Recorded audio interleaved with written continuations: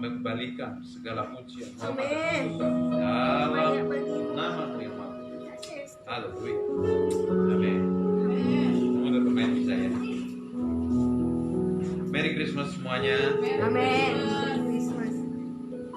Hari ini kita akan belajar sesuatu.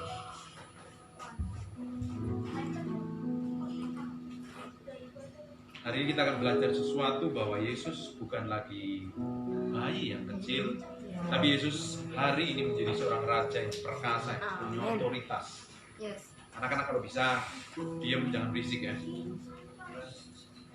Kalau main bisa di luar.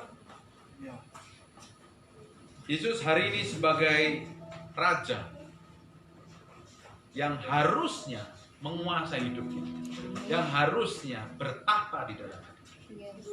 Dan Tuhan tidak mau ada sesuatu yang apapun yang di dalam diri kita itu yang menguasai kita. Tuhan mau jadi satu-satunya yang memerintah dalam hidup. Tidak ada, Tuhan tidak mau ada hal yang lain yang lebih berkuasa daripada Dia. Tuhan tidak mau ada hal yang lain lebih mengontrol hidup kita dibanding pribadi Allah sendiri.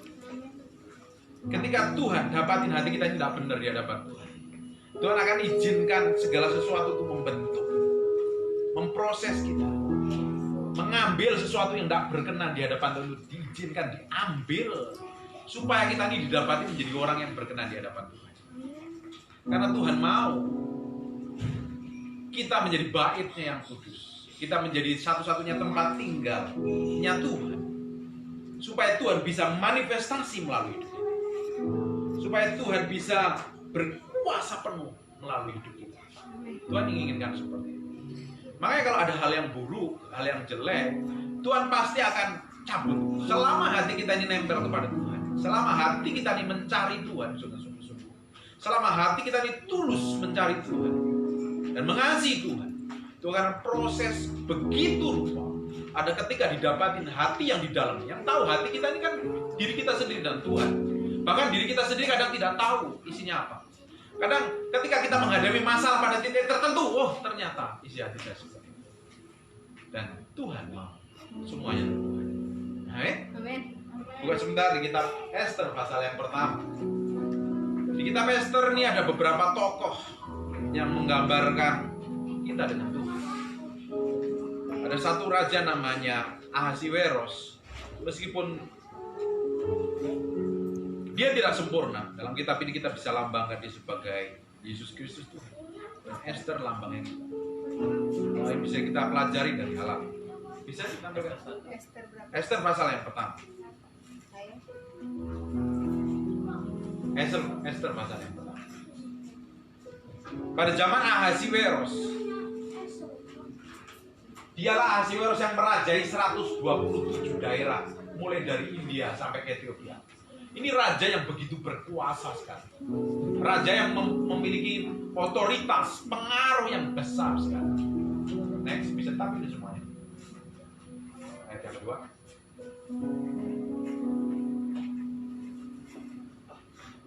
Pada zaman itu, ketika Raja Ahasiweros bersemayam di atas tahta kerajaannya di benteng Susan.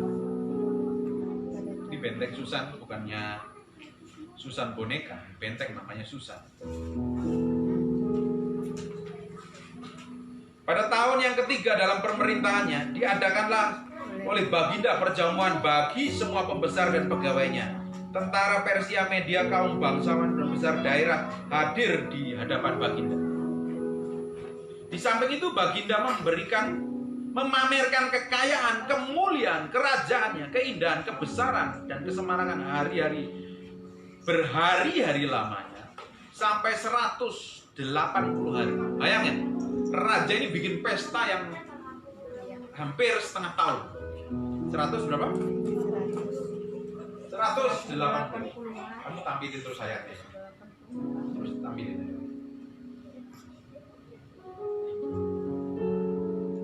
Tadi sampai ayat mana?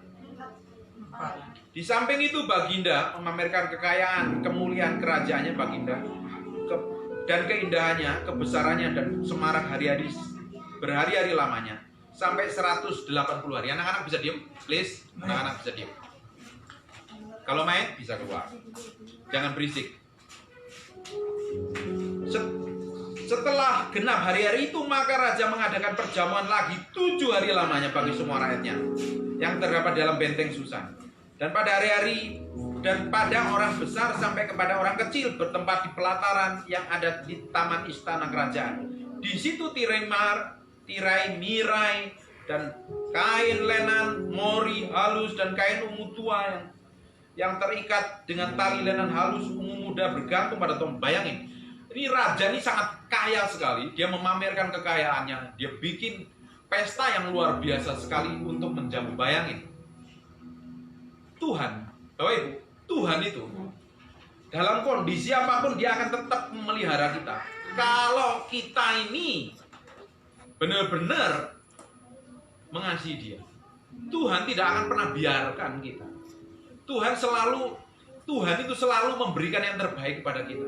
Tetapi setan, dia akan cari celah bagaimana caranya supaya kita ini akan dibuat, dijegal. Rencana Allah yang dalam hidup kita ini akan digagalkan. Rencana Allah dalam terjadi dalam, udah tenang aja, biarin anak-anak. Rencana Allah akan digagalkan setan dengan berbagai cara supaya apa? Tidak digenapi. Kalau hari ini ada orang-orang yang tidak hidup dalam kebenaran dan dia mengalami sakit penyakit atau penderitaan atau apapun, bukan berasal dari Tuhan. Tuhan tidak pernah menghajar kita begitu, Pak. Atau kita nggak bayar per bulan, atau kita nggak bayar persembahan, atau kita melakukan dosa. Tuhan hajar itu tidak pernah.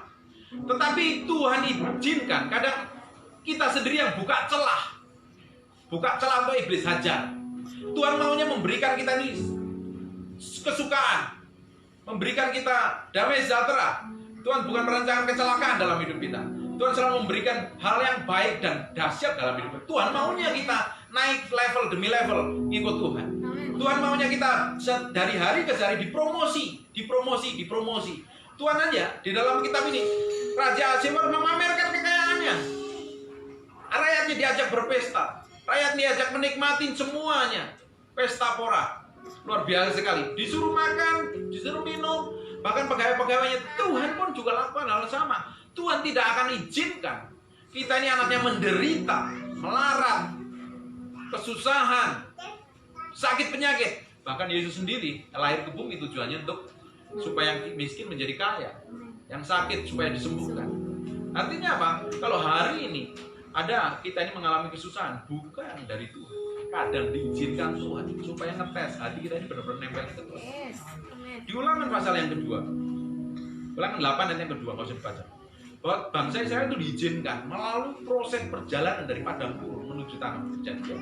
Dan ketika di dalam perjalanan itu tidak didapatin hatinya benar di hadapan Tuhan, itu orang-orang Israel dibinasakan. Orang yang umurnya 20 tahun ke atas dibinasakan semua. Hanya menyisakan 2 orang, Kaleb dan Yosua. Sisanya yang disisakan adalah orang-orang yang umurnya muda-muda, supaya tidak tercemari dengan hal yang jahat di hadapan Tuhan. Jadi Tuhan akan izinkan kita ini berjalan dari proses kepada proses, dalam proses kepada proses, tujuan itu memurnikan hati kita, supaya hati kita ini nempelnya ke Tuhan, bukan nempel kepada yang kita lihat, tapi nempel kepada pengharapan yang pasti, namanya Yesus Kristus Tuhan. Amin. Bapak Ibu, hari ini semua orang mengalami krisis, semua orang mengalami kekacauan, semua orang mengalami masalah-masalah yang rumit. Saya bisa ambil minum ya? Oh, ada di sini. Ada, Pak. Semua orang mengalami masalah yang nggak jelas. Apalagi tahun-tahun depan, semuanya serba tidak jelas. Tadi pagi saya baca berita, sebenarnya dari kemarin saya sudah baca berita bahwa ada mutasi baru dari virus COVID. Bahkan hari ini Jepang sudah, tadi saya baca berita, sudah melarang orang-orang luar negeri datang. Dunia tambah hari tambah mengalami banyak penderitaan. Tambah hari tambah mengerikan kalau kita melihat dunia. Jadi kacamata kita bukan melihat dunia. Kacamata kita adalah melihat kebenaran.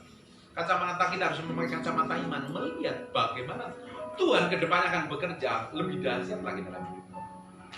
Bapak Ibu, ketika kita ini mencari Tuhan dengan sungguh-sungguh mencari Tuhan, akan ada hal-hal yang ajaib yang Tuhan izinkan. Ada hal-hal yang tidak enak memang Tuhan izinkan. Akan ada proses-proses yang Tuhan izinkan. Dan tujuannya satu, membawa kita untuk naik level dalam promosi. Kalau Bapak Ibu lihat nih, di ayat yang ke-6, coba buka ayat. Di situ tirai mirai daripada kain lenan, mori halus dan kain lumut tua yang terikat dengan tali lenan halus ungu dan mudah tergantung. Bayangin, Bapak Ibu kalau kita datang ke pesta di hotel-hotel mewah itu hiasannya itu begitu rupa. Apalagi kalau kita datang ke pestanya orang-orang yang lebih diberkati gitu ya. Pestanya kan lebih mewah, luar biasa sekali. Ini kok mewah banget ya. Bayangin, ungu muda bergantung, kain-kain dipajang begitu rupa, jadi kelihatan mewah sekali. Marmer putih sedang katil emas dan perak diteman di atas lantai puala marmer putih gewang. Semuanya ini melambangkan kemewahan. Bapak Ibu. Jadi kalau hari ini, apa yang kita perlu takutkan? Tidak perlu kita ketakutan. Kerajaan Allah itu banyak hal yang ajaib.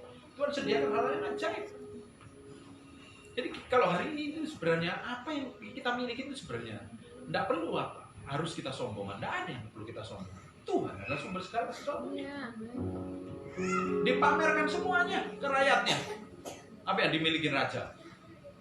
Bahkan setelah raja ini mati dan dia kerajaan zamannya Ahasiweros dikalahkan Alexander Agung, Alexander the Great, ditemukan tontonan emas dari ini. Dan saya percaya Ahasiweros adalah raja bisa kedua terkaya setelah Salomo. Luar biasa sekali. Terus minuman hidangan dalam piala emas. Ini kalau datang di Jakarta mungkin karena kalau diundang pesta, mungkin piala emasnya pada hilang semua. Iya. Pada hilang semua. Kenapa? Dikutil. Bukankah kita nih? Saya waktu itu kita lagi pergi jalan-jalan liburan. Saya melihat ada ibu-ibu yang aneh.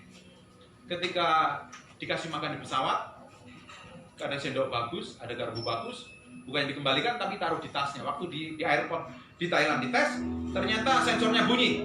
Ternyata didapatin sendok dan piring. Kita melihatnya, saya sama istri saya ngeliat dari atas ketawa aja. Bayangin kalau pestanya raja hari ini diadakan hari ini di Jakarta, apa yang terjadi? Pialanya akan hilang semua.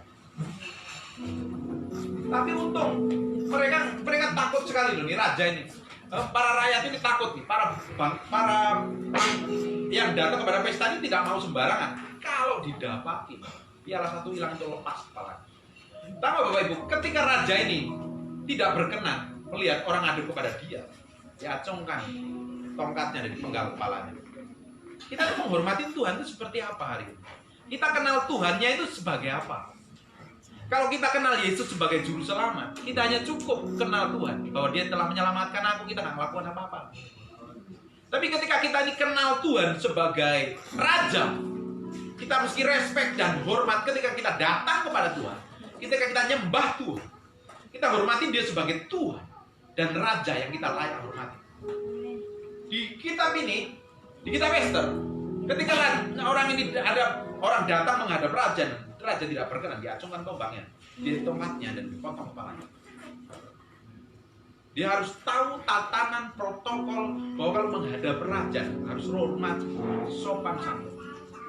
Bahkan ketika diundang pesta raja pun kita harus menjaga segala sesuatu yang diberikan kepada kita ini dengan baik.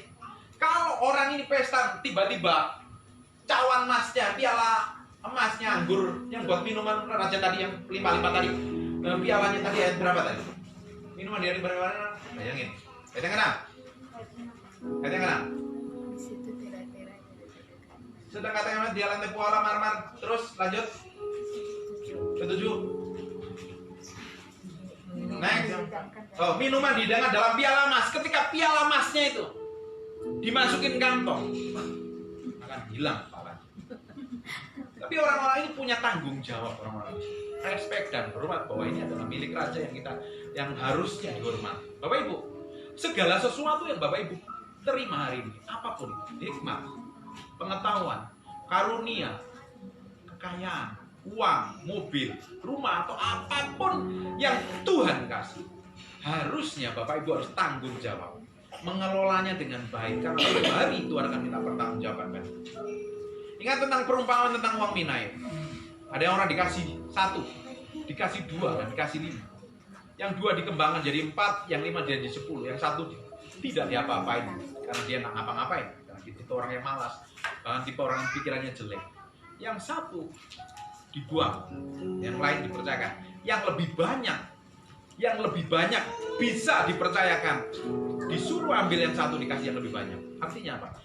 Segala sesuatu yang hari ini Tuhan kasih kepada kita, ketika kita tanggung jawab mengerjakannya, kita respect dan hormat bahwa segala sesuatu yang kita miliki hari ini adalah milik Tuhan, dan kita kerjakan dengan baik, kita pelihara dengan baik, kita kembangkan dengan baik, Tuhan akan bikin pertambahan yang luar biasa. Di masa sulit seperti ini nih, orang bisnis kita hancur dari tahun kemarin, dan kita percaya sama istri, saya percaya Tuhan akan bikin mujizat yang ajaib di tengah-tengah krisis. Bapak Ibu juga lakukan yang sama. Ketika tidak ada jalan keluar, tidak ada bisnis, semuanya mandek semuanya, apa yang dikerjakan tidak ada yang berhasil. Dan ketika Bapak Ibu mencari Tuhan, dan Tuhan bisa pegang, kembangkan apa yang Tuhan percayakan, dari situ permulaan Tuhan akan bikin terobosan dan mujizat. Dari situ Tuhan akan bikin berkat. Dunia boleh mengalami kesusahan. Hari ini dunia tambah susah, orang dunia tambah khawatir. Masa depan orang dunia semakin nggak jelas, semakin nggak tentu. Tetapi orang-orang percaya fokusnya kepada Sang Raja, menghormati Yesus sebagai Raja, Tuhan akan pelihara secara luar biasa. Tuhan akan bikin breakthrough dan terobosan. Di masa sulit pun Tuhan akan buat mujizat. Katakan amin. Amin. Sekali lagi. Amin. Luar biasa sekali. Tuhan kita yang luar biasa.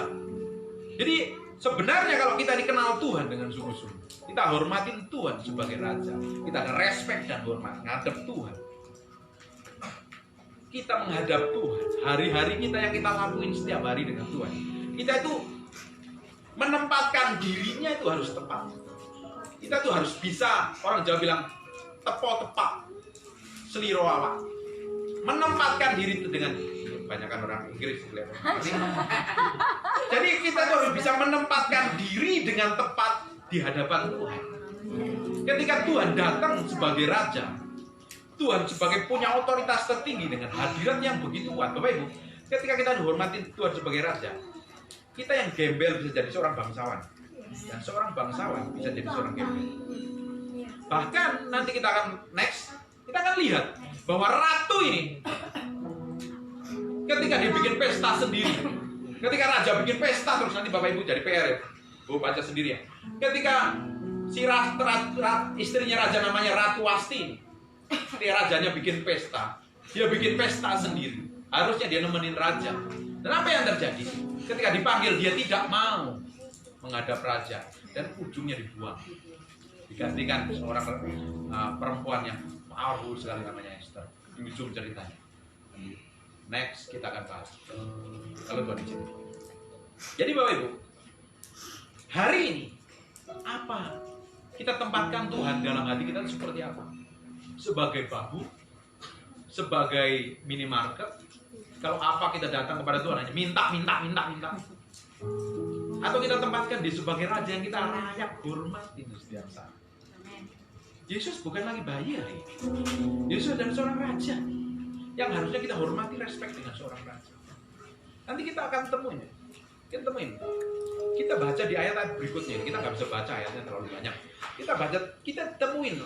Ada orang-orang tokoh-tokoh di setelah ini yang dikasihi Tuhan, yang dapat kemurahan Tuhan. Dikasihnya Tuhan itu bukan karena terpaksa, tapi karena Tuhan itu benar-benar suka. Ketika Tuhan dapatin orang ini disukain Tuhan akan limpahkan sesuatu yang ajaib dan luar biasa. Tidak hanya berkat, hikmat, pengetahuan, pewahyuan, semuanya akan dilimpahin. Harusnya kita tempatkan Tuhan sebagai Raja. Jangan tempatkan Tuhan sebagai juru selamatmu tok saja.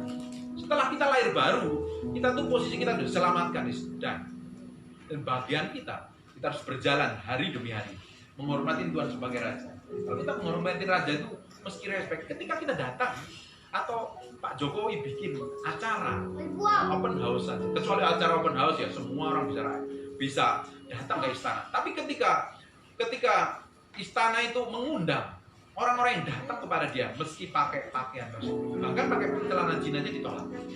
Apa salah? Apa ada yang salah dengan jin? Karena tidak sesuai dengan protokoler istana. Raja kita yang maha mulia, agung dan perkasa itu punya protokol. Di titik tertentu Tuhan tidak akan berkenan dengan hal-hal tertentu yang kita mesti respect dan hormati. Titik tertentu Tuhan tidak suka dengan cara persembahannya, cara menyembah. Bukankah ketika Saul memberikan korban persembahan dan Tuhan tidak berkenan, dan Tuhan gantikan Daud? Karena Tuhan punya cara, punya protokol yang kita harus ngerti. Bagaimana kita ngerti hati sang raja kalau kita tidak pernah bergaul, membangun hubungan dengan sang raja, ngerti caranya sang raja bekerja. Bayangin, kita baca selanjutnya ayat yang jelas. Juga pasti sang ratu mengadakan pesta perjamuan perempuan segala macam. Di ayat selanjutnya kita nggak baca ya, sehingga kita nggak baca ya. Tapi Bapak Ibu nanti baca sendiri, didapatin ketika ini kan pesta raja, artinya lo istriku mana nih nggak datang. Akhirnya penasihat rajanya itu ngelihat gumamannya raja, lo istriku mana? Oh istrinya nggak datang ini. Ini kalau istri nggak datang, ini meski ini bisa pembangkangan ini, ada salah satu penasihatnya, kamu membangkang ya. Jangan-jangan dia mau bikin pesta sendiri. Ini kalau nggak bisa, akhirnya ujung-ujungnya apa? Copot, gantikan ratu tersebut. Bapak Ibu, kalau kita menghormati Tuhan sebagai raja, harusnya kita tempatkan Tuhan yang terutama dan pertama dalam hidup. Berapa banyak waktu yang Tuhan luangkan dalam hidup kita itu lebih banyaknya di mana? Jangan-jangan ketika Tuhan datang kita banyak bikin pesta sendiri, kita bikin acara sendiri, kita bikin aturan sendiri, tidak mengikuti Tuhan. Ikut Tuhan itu punya cara, punya pola. Tidak seenaknya sendiri, ada protokoler yang kita harus hormati. Ketika ini orang-orang yang didapatin, kita lihat Esther ya. Ketika Esther ini didapatin menjadi orang yang berkenan di hadapan raja, dia menjadi favoritnya raja. Jadi orang yang dikasih raja. Bahkan raja ngomong begini, kamu minta separuh dari kerajaan yang aku akan berikan kepadamu. Harusnya kita orang percaya ini didapatin menjadi orang-orang yang bisa dipercayakan oleh Tuhan perkara-perkara yang lebih besar. Hari ini kita lihat sampai batas mana Tuhan percayakan sama kita. Jangan-jangan kita ini belum bisa dipercaya sama Tuhan. Apakah hikmat, kekayaan, kemuliaan, kuasa, otoritas, atau apapun juga, pewahyuan, ketika kita ini tidak bisa mengelolanya dengan baik, Tuhan tidak akan pernah tambah. Kita akan berdiri pada titik tertentu dan stop. Tidak akan berkembang.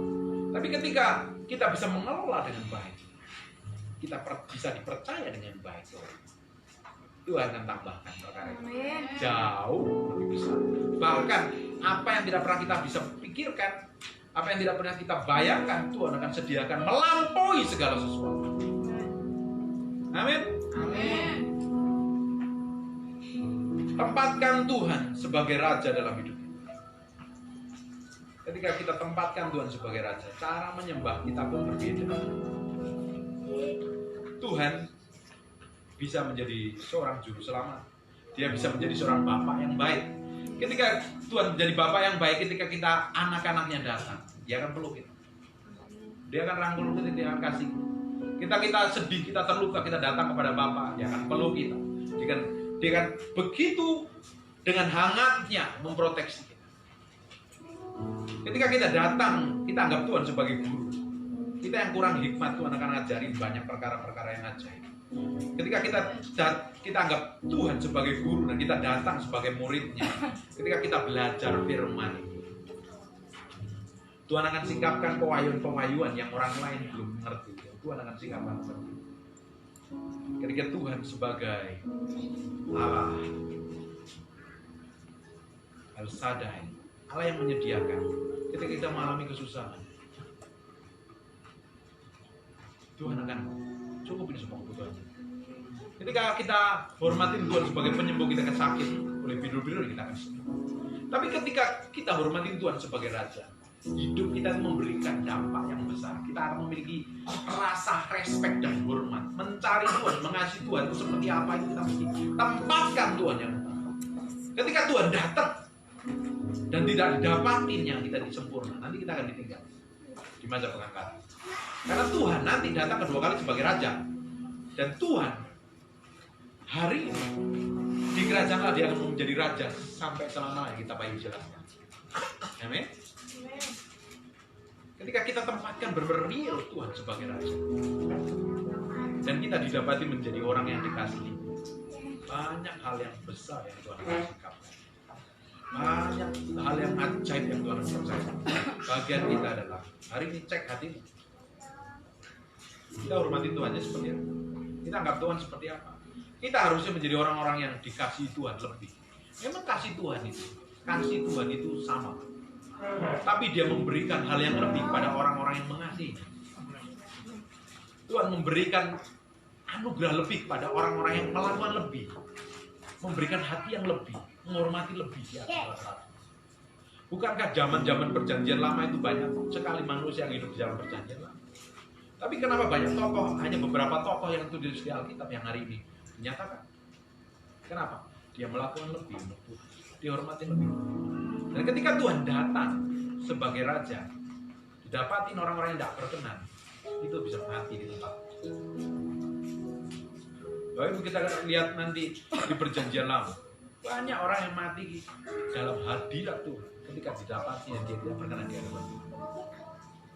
Bahkan Musa pun, orang yang dekat dengan Tuhan, mengerti hati Tuhan, ketika Tuhan datang sebagai Raja, harusnya dia tuding tongkatnya saja, tapi karena emosi dia pukul, dia tidak masuk tanah perjanjian. Jadi, kita tuh mesti bisa tempatkan Tuhan itu di mana. Kita harus tempatkan Tuhan dalam posisi hidup kita seperti apa. Jangan-jangan ketika Tuhan ada dalam kemuliaan di dalam hidup kita dan kita respect, banyak hal yang harusnya kita capai tidak akan tercapai. Harusnya kita terima, tidak akan terima. Hari ini kita mesti tahu persis bagaimana menghormati Tuhan. Jangan sibukkan hidupmu, habiskan waktumu hari-hari ini hanya untuk kepentinganmu sendiri. Kita harus bangun keintiman. Kita harus bangun keintiman. Amin. Amin. Dalam satu hari ada 24 jam yang harusnya kita kasih persepuluhan adalah 22 jam lebih. Tapi berapa banyak waktu yang kita harus. Terus banyak orang ngomong, kita kan harus berdoa. Napas orang Kristen adalah berdoa. Bagaimana kita bisa napasnya berdoa kalau kita tidak pernah melatih diri kita berdoa? Bapak Ibu, harusnya kita, kalau kita mau hidup kita nempel ke Tuhan, bisa berdoa komunikasi dengan Tuhan, kita harus kebiasakan. Jadi sejam 2 jam harus bangun komunikasi dengan Tuhan. Jadi kita tambah hari, kemanapun kita berada, kita bisa bangun hubungan dengan Tuhan. Tapi kalau kita nggak pernah meluangkan waktu yang spesial dengan Tuhan, kasih tempat yang spesial dengan Tuhan, kita berharap kita bisa bangun hubungan dengan Tuhan. Hanya orang yang memiliki kedekatan dengan Tuhan, membangun hubungannya dengan Tuhan, dia akan ngerti isi hati Tuhan. Orang yang ngerti hati Tuhan, dia bisa menyenangkan hati Tuhan.